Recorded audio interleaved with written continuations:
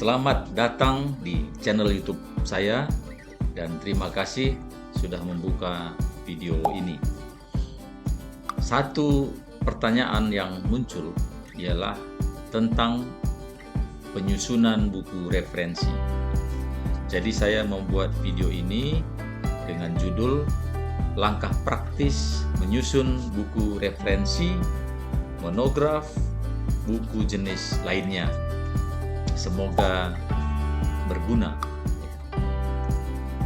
Dosen adalah pendidik profesional dan ilmuwan. Ya. Terkait itu, penulisan buku merupakan kontribusi signifikan dan akan sangat menunjang karir dan profesi seorang dosen. Ya. Jadi kita langsung saja bagaimana menyusun buku referensi. Ya. Pada dasarnya itu terdiri dari 6 langkah. Ya. Ada 6 langkah yang saya jelaskan berikut ini. Meskipun pada praktiknya itu bisa berbeda-beda. Ya. Perlu dikemukakan bahwa topik video ini diperluas ya. Jadi bukan hanya buku referensi tapi diperluas juga mencakup buku karya penelitian yang lain. Nah, sebenarnya jika menulis sebuah buku referensi terasa masih sangat sulit ya, bagi penulis pemula ya, kita yang penulis pemula, mengapa tidak mulai dari menulis buku monograf ya, atau buku jenis lainnya ya. Jadi buku jenis lainnya di sini buku karya penelitian termasuk buku yang tidak termasuk monograf, tidak termasuk buku referensi. Bisa juga berbentuk book chapter ya. Ya ini saya kira lebih mudah ya. Ya memang angka kreditnya pun lebih kecil yaitu 10 ya. Bandingkan dengan buku referensi yang bisa maksimal 40. Tapi kan sebagai langkah awal ya saya kira ini baik ya. Kemudian nanti selanjutnya bisa menulis buku referensi, buku monograf, kemudian buku referensi begitu. Baiklah, jadi kita langsung masuk sekarang. Ada 6 langkah yang saya sebutkan tadi. Langkah pertama yaitu menentukan topik tulisan atau menentukan topik buku ya. Nah, itu yang pertama. Yang kedua, mencari sumber dan bahan tulisan ya. Yang ketiga, merancang outline ya. Yang keempat, menyusun draft awal. Selanjutnya menyempurnakan draft awal itu ya. Kemudian merevisi tulisan sebagai langkah terakhir ya. Coba kita diskusikan ya lebih lanjut tentang masing-masing langkah ini ya.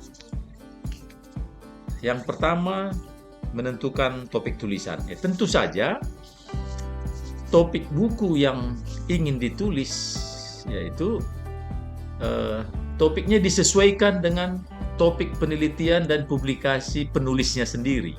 Ya. Jadi sumber dan bahan tulisan sudah banyak ya, termasuk publikasi penulis sendiri. Ya. Memang penulis buku karya penelitian harus aktif meneliti dan aktif mempublikasikan hasil penelitiannya. Ya. Dengan demikian, tampak rekam jejak kompetensi penulis buku tersebut. Ya, kan begitu. Nah, itu langkah pertama ya, di menentukan topik tulisan. Ya. Langkah kedua, mencari sumber dan bahan tulisan. Ya.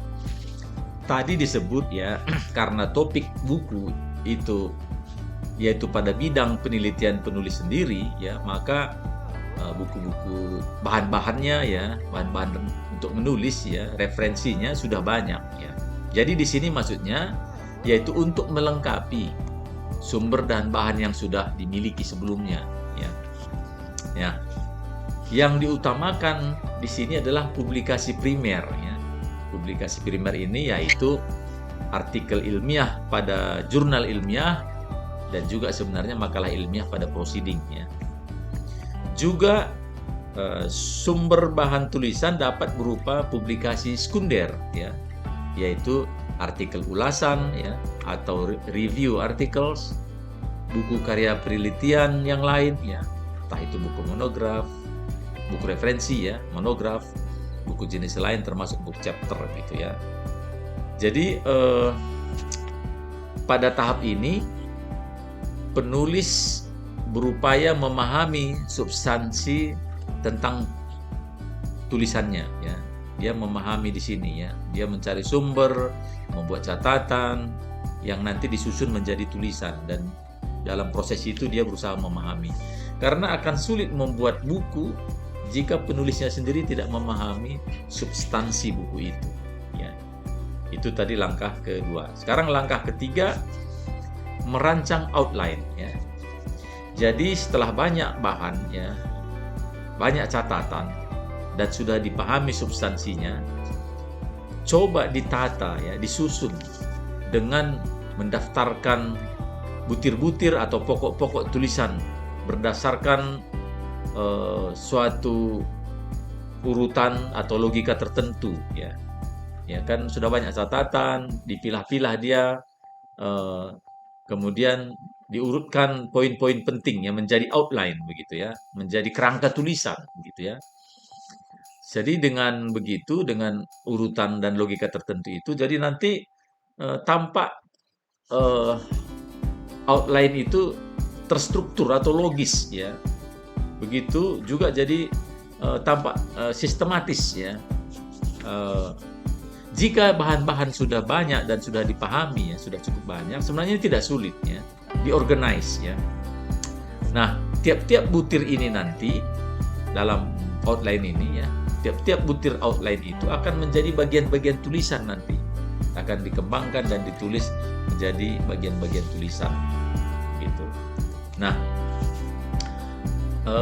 masalah jumlah bab ya, karena ini juga ada yang pernah bertanya berapa jumlah babnya, apa babnya dan sebagainya. Sebenarnya itu sangat tergantung kepada substansi tulisan ya, berapa jumlah babnya. Jika isi buku banyak ya mungkin babnya lebih banyak ya, dan sebagainya. Nah, judul bab juga tidak harus bab 1 pendahuluan, bab 2 teori pendukung, bab 3 metodologi, enggak seperti itu ya, dan selanjutnya. Ini kan seperti laporan penelitian gitu ya. Yang penting buku itu mengandung rumusan masalah ya, rumusan masalah yang mengandung nilai kebaruan ya. Jadi rumusan masalah ini sebenarnya kan seperti rumusan masalah penelitian ya, tentang topik itu yang sudah dilakukan oleh penulis ya. Hanya di sini dikembangkan ya barangkali. Nah, jadi sekali lagi yang penting buku itu nanti mengandung rumusan masalah dengan kebaruan, ada novelties-nya begitu ya, mengandung semacam metodologi penyelesaian masalah, ada dukungan data atau teori mutakhir, kemudian kesimpulan dan daftar pustaka begitu. Ini sesuai dengan pengertian buku referensi atau monograf seperti pada PO Pak Dikti 2019 itu. Itu yang ketiga ya. Keempat, menyusun draft awal ya. Pada tahap ini ya, uraikan atau tuliskan butir-butir pada outline tadi menjadi bagian-bagian tulisan ya. Di sini kita fokus pada substansi saja dulu ya pada tahap ini. Nah, diutamakan kelancaran menuangkan ide ya, dan sesuai dengan organisasi tulisan tadi ya, terkait sama outline tadi. Jadi dituangkan ya, diatur ide dan informasi ya ke dalam kalimat paragraf. Masalah mutu kalimatnya sudah baik apa belum, paragrafnya sudah baik apa belum, itu nanti belakangan ya, dapat diedit kemudian. Jangan mengganggu kelancaran penuangan ide ke dalam draft tulisan itu ya. Nah, pada langkah kelima ya, yaitu menyempurnakan draft awal tadi. Nah, yang dilakukan di sini ialah menggabungkan bagian-bagian tulisan di atas ya, bagian-bagian tulisan yang dibahas disebutkan sebelumnya. Kemudian melengkapi substansi tulisan ya. Mungkin ada relokasi ya, mungkin ada pertukaran tempat, kalimat dan atau paragraf agar tulisan lebih sistematis lagi ya. Kemudian memperbaiki aspek kebahasaan ya, kalimatnya barangkali perlu diedit ya, kesesuaian subjek predikat yang seperti itu ya. Paragrafnya biar lebih kuat begitu ya, dan lain-lain ya saya kira. Lain-lain. Nah, pada akhir tahap ini tulisan sebenarnya sudah selesai ya. Meskipun biasanya masih mengandung typo ya, ada masalah-masalah minor ya untuk diedit ya. Tentunya di sini walaupun sudah selesai, saya katakan belum siap ya untuk dikirim ke penerbit misalnya ya, atau diserahkan. Ya. Nah, last but not least, yaitu yang keenam, yaitu merevisi tulisan ya. Sebelum merevisi, sebelum melakukan revisi, saya kira sebaiknya diendapkan dulu ya. Maksudnya ditunggu dulu beberapa hari agar maksudnya pada saat mau merevisi ya penulis bisa melihat dengan jernih gitu ya. Nah, pada tahap ini diperiksa lagi untuk menyempurnakan tulisan ya. Dan jika mungkin ini baik sekali kalau dibaca oleh kolega, oleh teman kita sendiri agar teman kita atau kolega kita bisa memberi masukan. Nah, saya kira itu ya langkah dasar menulis buku referensi, monograf atau buku bentuk lain. Nah, sebagai penutup ya atau saran, pertama kita perlu sering membaca buku-buku yang baik ya, sehingga membuat kita terampil menyusun buku yang bermutu. Kenapa? Karena kita familiar dengan buku yang baik tersebut ya. Jadi penjelasan 6 langkah ini pun bisa-bisa terasa tidak nyambung kalau kita tidak sering membaca buku-buku yang baik ya. Nah, itu yang pertama. Yang kedua, fokuslah kepada sasaran pembaca yang merupakan ilmuwan di bidang kita ya.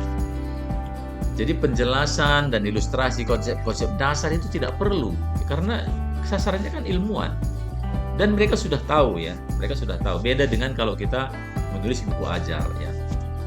Yang ketiga, hindari kemiripan ya, tanda petik di sini. Hindari kemiripan apakah sebagian atau seluruhnya dengan tulisan lainnya, termasuk tulisan kita sendiri ya. Jadi bisa dikatakan di sini maksudnya dihindarilah plagiasi ya, yang termasuk autoplagiasi. Saya kira itu. Terima kasih ya atas perhatian para penyimak sekalian. Semoga ini membantu, dan jika ada masukan ya silahkan ya tulis di bawah ya pada kolom komentar.